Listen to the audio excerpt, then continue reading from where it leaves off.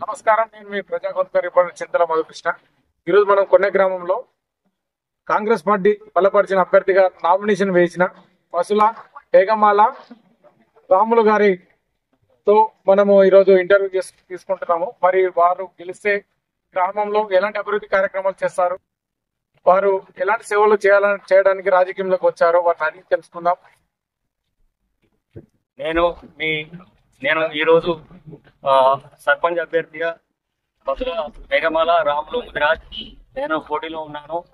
గ్రామ ప్రజలందరికీ నా యొక్క ఒకటే మనవి, నన్ను గెలిపించినట్లయితే గ్రామ అభివృద్ధి నా లక్ష్యంగా నేను తీసుకుపోయి సైడ్ డ్రైన్స్ కానీ స్ట్రీట్ లైట్లు కానీ ప్రతిదీ పరిశుభ్రత ఉండాలని గ్రామాన్ని ఎంతో అభివృద్ధి చేస్తానని నేను తెలియజేస్తూ నన్ను ఒకసారి భారీ మెజార్టీతో గెలిపిస్తారని ఆశిస్తున్నాను.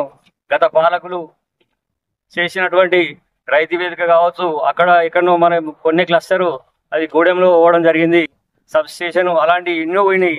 అటువంటివి పోకుండా మన గ్రామంలో ప్రతిదీ మన గ్రామంలో పడే విధంగా నా సాయశక్తుల ఇప్పుడు కాంగ్రెస్ ప్రభుత్వం అధికారంలో ఉంది కాబట్టి నేను ఎటువంటి అభివృద్ధి పనులైనా నేను చేస్తానని నా లక్ష్యంగా నేను తీసుకున్నాను.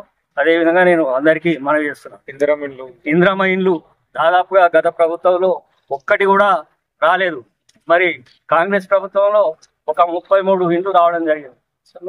సన్న బియ్యం, అదేవిధంగా రేషన్ కార్డులు, బస్సు ఉచిత ప్రయాణం మహిళలది, 200 యూనిట్లు కరెంటు, ఫ్రీ కరెంటు, అవన్నీ ఎన్నో పథకాలు మరి కాంగ్రెస్ ప్రభుత్వంలో జరుగుతున్నాయి. కాబట్టి కాంగ్రెస్ ప్రభుత్వ క్యాండిడేట్ను అభ్యర్థిని గెలిపిస్తే ఇంకా అభివృద్ధి ఎంతో కొన్నేలా చేస్తారని మనవి చేస్తూ అందరికీ ఆశీర్వదించాలని కోరుతున్నాను. నేను బిఎడ్ చదువుకున్నాను. కాంగ్రెస్ పార్టీ బలపరిచిన సర్పంచ్ అభ్యర్థిగా కొన్నే గ్రామానికి ఫస్ట్ టైం అందరి ముందుకు వస్తున్నాను. కాంగ్రెస్ ఇంత ముందుకు చేసినవి ఇప్పుడు కూడా ఇక ముందు చేయబోయే కార్యక్రమాలు ఎన్నో ఉన్నాయి. ఉచిత బస్సు ప్రయాణం కావచ్చు, రేషన్ బియ్యము, సన్న బియ్యము, ఇందిరమ్మ ఇండ్లు, కరెంటు, ఉచిత కరెంటు, ఈ అభివృద్ధి పనులను చూసి కాంగ్రెస్ వాళ్ళు అందరు కూడా మననే గెలిపిస్తామని మాటిస్తున్నారు. రేషన్ కార్డులు ఊర్లో కొన్ని ప్రజలు కోరుకుంటున్నారు. డ్రైనేజ్ వ్యవస్థ కావాలని, స్ట్రీట్ లైట్స్ బాగా కావాలని, నీళ్ళ సమస్య కూడా, రోడ్ల పరిశుభ్రత కూడా, అవన్నీ మమ్మల్ని గెలిపిస్తే వెంటనే పరిష్కరిస్తామని మనస్ఫూర్తిగా కోరుకుంటున్నాను.